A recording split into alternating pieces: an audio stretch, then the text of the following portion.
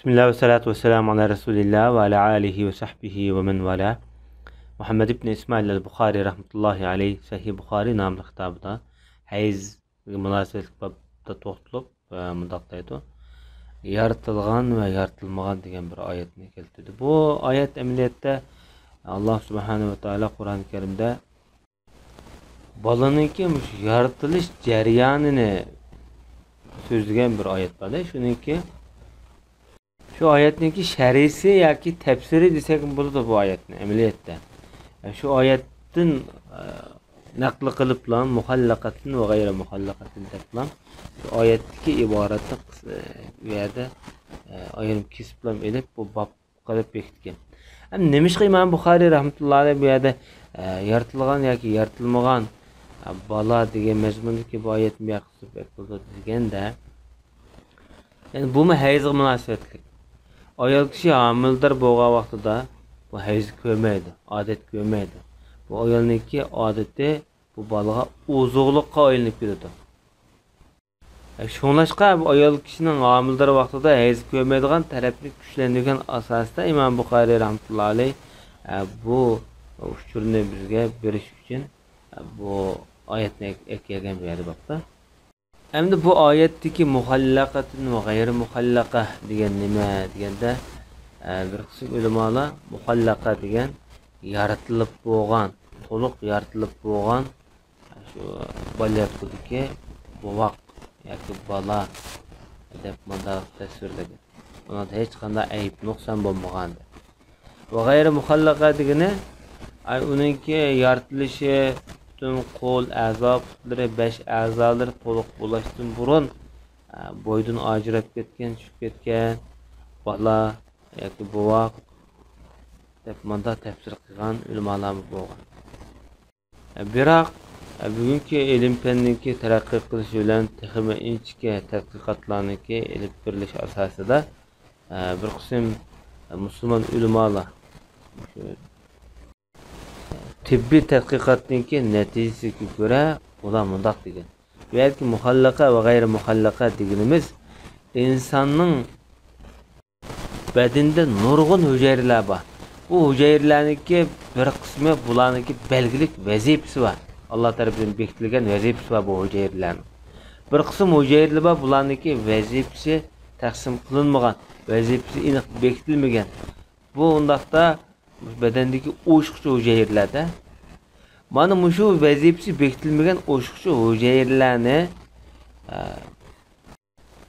ko'chirish, buni o'ynatish asosida odamning badanidagi turli kasallarga masalan bu orqali davolash ilib bog'liq bo'ldi. Masalan qon kasalligiga o'xshash va kasallarga o'xshash kasallarni mana hujayralarni ko'chirish orqali masalan o'sha vazifasi bekitilmagan hujayralarni bu davolg'il bo'ldi degan. Shu asosda mana bu insonning badanida to'liq yaratilgan, ya'ni vazifalantirilgan hujayralar bor, vazifalantirilmagan hujayralar bor deb bu asosda tafsir qilgan ulamolarmi bugungi kunda mavjud. Bu munoyatda Qur'on Karimdagi mo'jizasi.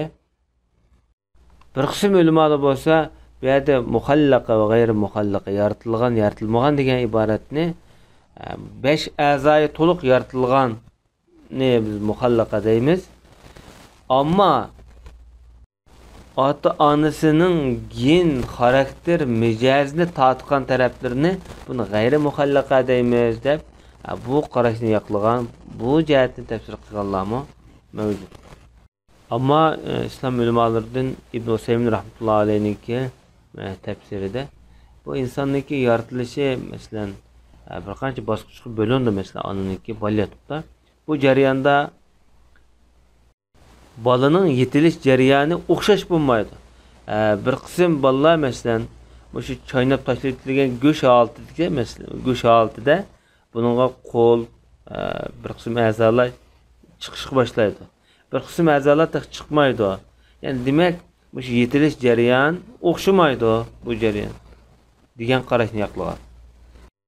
Masalan 90 kun yoki 80 kun yoki 100 kun bo'lgan bo'lsa bolayotganda bolaning vaqti muddati Bir qism shu 90 kunlik bo'lgan yoki 80 kunlik bo'lgan bolalar masalan taxminen temsili misol bu. Buniki bir qism a'zolari chiqishga boshlaydi. Ammo bir qism 90 kun 80 kunlik bo'lgan bolaniki bu bir qism a'zolar chiqmaydi, ya'ni yetilmaydi degandek mazmunda tushunilgan.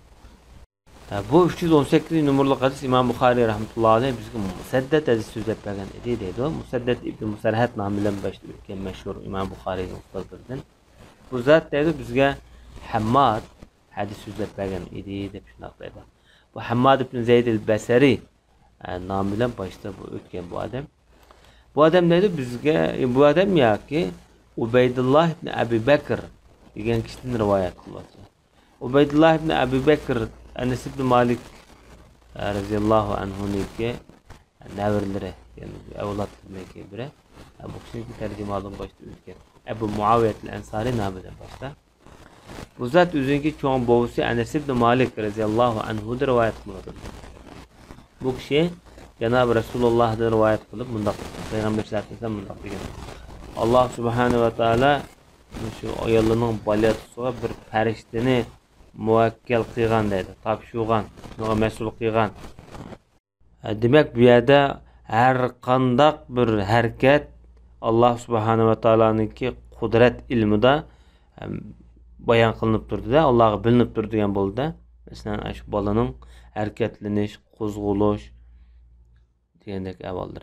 Alloh taolo bilib, o'sha yerda bir farishtani muvakkal qilgan. Masalan, bir kun deganda necha million bovoq opridi bo'lib, necha millioni oynib, necha million tushib degandek, masalan, jalloqlar ichida bundaq bir yoritilish avvallari mavjudda. Bundaqda Alloh subhanahu va taolo shuningga bir farishtani har bir jalloqqa, balaga, masalan, to'ralmaga bir farishtani muvakkal qilgan. Demak, her bir şey Allah'ın kudretide, melekut ilmide mevcut, yani bilinip durdu diyen bulundu da bu yerde. Hem de bu perişte Allah'a deydiken, şu törelmeninki deslepki ispirme haleti, şundak demege, şu balyatlığı düşüp, şu bir törelme oynayışık başlayan vakti da, Allah'ın nutbe deydiken. Nutbe günümüz şu Menidin balı yaratıldıgan urug hamda şu urug haleti bu. Bu urug hamda ayolniki şu tuxumdan öyle çanlaşıp şu bala törelme yaratıldıgan desep urug basıcı da şimdi bu vaqtda. Allah Taala deydi ki Allah bu urug qanday qilma degandek savol da hamda Allah qo'yapti. Bunu yazam nima degandek Allah o'tdan hamda bu yerda bir javob kutyapti farishta. Cevap kutyapti. Onun kendine Perverdigar alaqa deydi bu farishta. Alaqaning asli ma'nosi bunda choplashish degan bo'ladi. Ya'ni bu onaning balyatquda shu choplashib turgan holati. Bu ikkinchi bosqich ham to'ralmaniki ikkinchi bosqichida. Bu yani bu 2 yillikqa yaqinlab qolgan shu 2-chi boshlangan paytlar bor. Onun kendinde bu alaqa 3-cü basqıç ötüdü, yani mozga haletga ötüdü. Mozga deganimiz o'zina kichik odam og'izlik bir go'sht chaynag'an vaqtida chaynab bir og'zimizda qijimi qilgan vaqtida go'shtga yog', go'sht, qon hammasi aralashib bir xil boshqa bir rangga tusga kirdi. Shu holat endi bu. Mana shu holat bolaning rasmiy shu yoritilib can kirdigan holatga bosqichga o'tgan paytda. Shu vaqtida hamda shu bolani yoki shu to'ralmani yaratishni iroda qilsa yoki yaratmoqchi bo'lsa, farishta deydi ekanda, o'g'ilmi, qizmi, baxtlimi, baxtsizmi? Buning rizqi qanchalik rizq bo'ladi? Buning o'limi yoki buniki ajli qanchalik? 50 yil, 60 yil. Shu paytda onaning qo'sqidagi holatida mush avvalotlarning hammani yezib o'tadi yoki yeziladi deyilgan. Demak, onaning shu balyatqisizligi vaqtida bolaninki insonningki yaratilish bosqichida dastlabki jam tuzilgan paytda insonning bu dunyoda ko'rdigan butun kuni hammasi bu yerda bekitilgan bo'lib. Biz bu jihatdan masalan nimani his qilamiz degan vaqtida inson o'ziniki taqdirini, kelgusini, istiqbolini, dunyodagi yashash mavhumiyatini inson bilib olmaydi. İnsandan bu jarayonda talab qilinadigan birdan-bir narsa Allohga tavakkul qilish musulmondan talab qilinadi. Allohga tavakkul qilish, hamma ishni Alloh bekitgandek o'rindash faqat va harakat qilish. Mush narsa talab qilindi. Ammo buniki keyingi baxt saodati Allohning ilkida. Har inson mayli jannatga loyiq bo'lsin, mayli do'zaxga loyiq bo'lsin, shu ikki ayrım ikki olam, jannat olami, do'zax olami. Agar shu odam jannat olamiga loyiq bo'lsa, shuni loyiq amallarni qilishga muyassar. Agar do'zax olamiga loyiq bo'lsa, do'zax munosabatlik amallarni qilishga bu odam muyassar. Chunki Alloh subhanahu va taolo saodat ahlini har vaqt yaxshilikqa muyassar qilsa, shaqovat ahlini yomonlikqa mubtalo qilar. Buningki yaxshilikning, yomonlikning sabablarini Alloh taolo shu hayot dunyoda asta bir to'g'rilab turibdi. Mana mushundaq bir holatlarni biz o'ylagan vaqtimizda bizda ig'ir bir tingirqash, bir gangarash paydo bo'ldi. Odamni tanlash ixtiyori bo'lamdi, bo'lmamdi, o'zining baxt saodatini tanlash huquqi bo'lamdi, bo'lmamdi degandek savollar chirmaydi. Biz aqlimizni biroz rohatlantirish uchun masalan, bu yerda insonning tanlash erkinligi, ixtiyori albatta bo'ladi deymiz. Ammo bir tarafdan qarasak, bir xil bu savolning javobini topolmagandak bo'lamiz.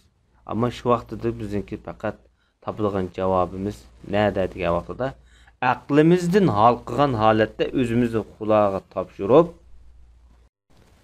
qalbimiz bilan Allohga yuzlanishla bizningki birdan-bir chiqish yo'limiz. Demak, Allohning iltifot marhamatiga eng muhtoj, ya'ni biz insonmiz. Sallallohu alayhi va Muhammad va ala alihi va sahbihi ajma'in.